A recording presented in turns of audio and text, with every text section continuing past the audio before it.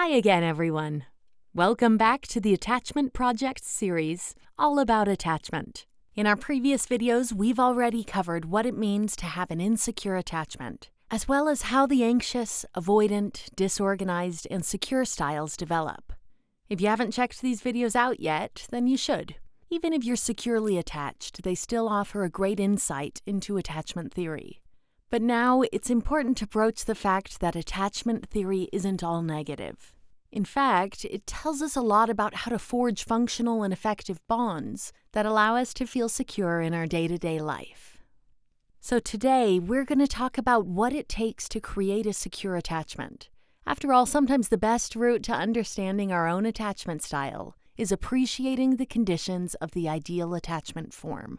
If you don't yet know your attachment style, then you can take our free quiz and have your results back in a matter of moments. By this stage, you're probably aware of the type of parenting that leads to insecure attachment in children.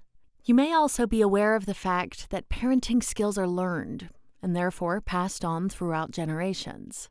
But the good news is that awareness and understanding can lead to change, so you are not doomed to repeat the mistakes of your caregivers. So what are the steps that caregivers take to raise securely attached children? Who are these legends? Well, the thing is, even though these caregivers certainly are legends, they're also not uncommon. According to research, 2/3 of people have a secure attachment style. This means that their caregivers knew how to raise secure children. But how?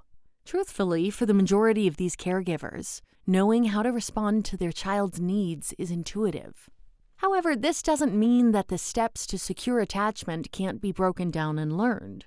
With practice, you may just find that they become automatic for you too. There are considered to be 5 conditions to secure attachment. It is hoped that caregivers fulfill all of them. Even though this might sound daunting, it might actually be easier than you think. This one sounds obvious, and maybe it is, but it could also be easy to overlook. Making sure a child feels safe is understanding that they are not made of glass, but that they are protected by their caregiver being nearby if anything goes wrong. For a child, a caregiver means safety, but they also need to be able to breathe and explore both their environment and themselves as an individual. If they encounter something frightening, then it's important to them to understand that their caregiver is nearby to help them feel safe and loved. A caregiver that is attuned to their child understands what their specific cries mean and how to provide for their needs.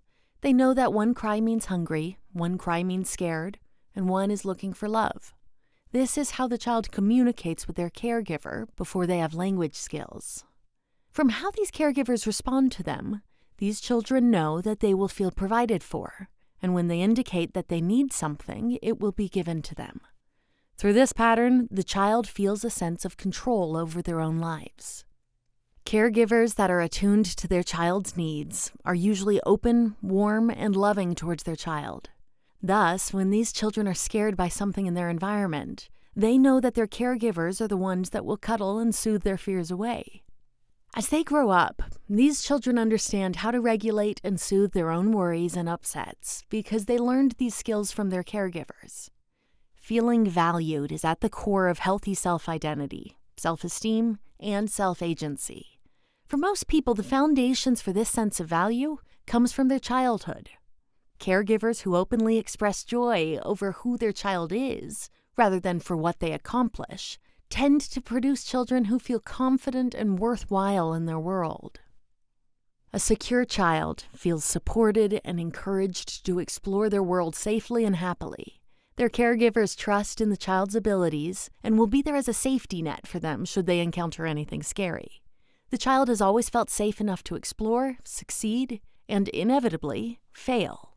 This allows them to develop a strong sense of independence and individuality, which they will continue to foster as they grow.